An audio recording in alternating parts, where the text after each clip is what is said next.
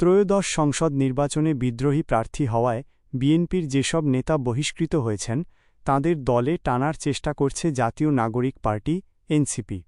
একই সঙ্গে এই নেতাদের সমর্থন করায় যেসব নেতাকর্মী বিএনপি ছেড়েছেন এনসিপিতে এলে তাঁদের স্থানীয় সরকার নির্বাচনে সমর্থন দেওয়ার প্রস্তাব দেওয়া হচ্ছে।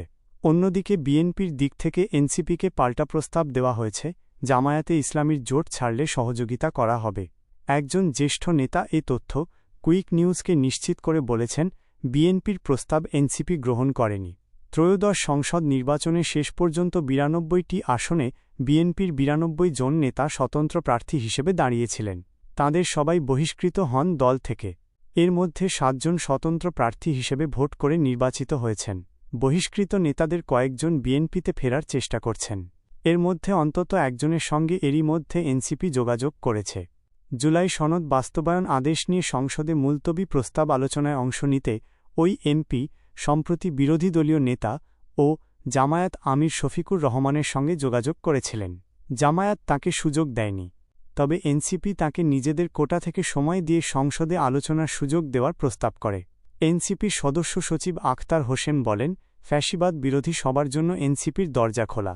যারা চাঁদাবাজি সন্ত্রাসের কারণে বিএনপি থেকে বহিষ্কার হয়েছেন তাদের এনসিপিতে নেওয়া হবে না। যারা চাঁদাবাজি সন্ত্রাসমুক্ত রাজনীতি করতে বিএনপি ছাড়তে চান তাদের এনসিপিতে স্বাগত জানানো হবে। স্থানীয় নির্বাচনে সমর্থন দেওয়া হবে কি না তা জোটে যোগ দেওয়া এবং তখনকার পরিস্থিতির ওপর নির্ভর করবে।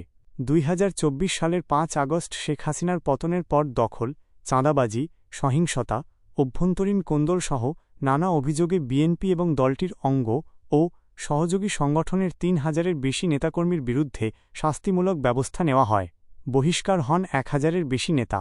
এনসিপি দল বড় করতে গণহারে সবাইকে নেবে কিনা এ প্রশ্নে আখতার হোসেন বলেন, আদর্শিক অবস্থানের কারণে যারা পুরনো বন্দোবস্তের রাজনীতি করতে চান না, সংস্কার চান, গণভোটকে সম্মান করেন, তাদের জন্য এনসিপির দুয়ার খোলা।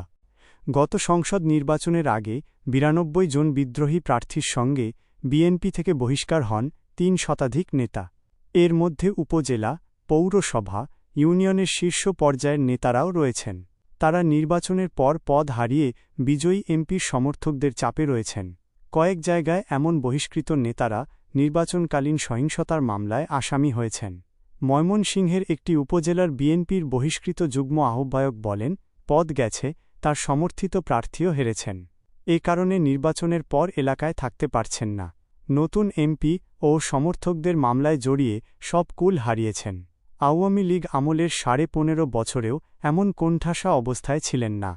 এনসিপির নেতারা যোগাযোগ করে এলাকায় ফেরার জন্য সাহস দিয়েছেন। উপজেলা বা পৌর নির্বাচনে অংশ নিলে সমর্থন দেওয়ার প্রস্তাব দিয়েছেন।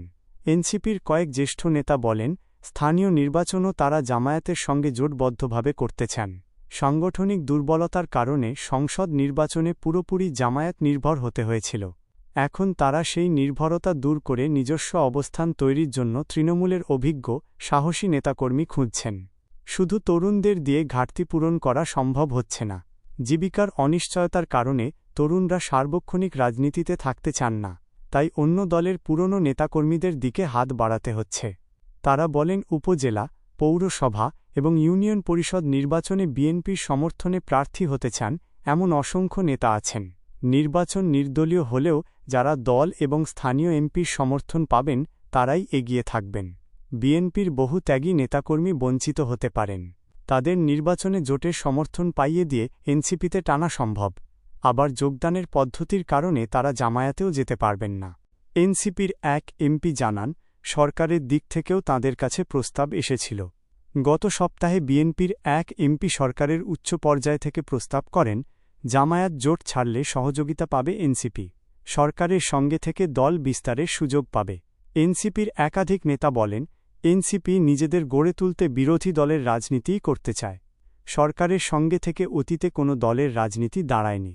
এনসিপি জুলাই অভ্যুত্থানের লক্ষ্য এবং সংস্কারের দাবি পূরণে আগামী ৫ বছর সরকারের বিরোধিতায় উচ্চকিত থাকবে। জামায়াতের সঙ্গে নির্বাচনী জোটের সম্পর্ক রাখা হবে, তা আদর্শিক পর্যায়ে নেওয়া হবে না। এ কারণে জামায়াত বিরোধিতা করলেও এনসিপি জাতীয় মুক্তিযোদ্ধা কাউন্সিল বিলে মুক্তিযোদ্ধার সংজ্ঞাকে সমর্থন করেছে।